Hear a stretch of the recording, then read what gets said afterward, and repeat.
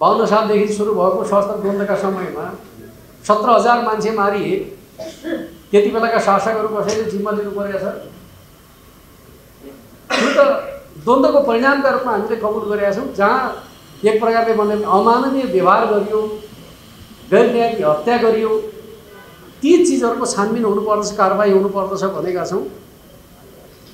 23 गतेका सन्दर्भका बारेमा स्वाभाविक रूपमा जुन अस्वाभाविक क्षति भयो त्यसप्रति त सबभन्दा ज्यादा चिन्तित त्यो समयमा को थियो त भन्दाखेरि प्रधानमन्त्री स्वयं आफै हुनुहुन्थ्यो।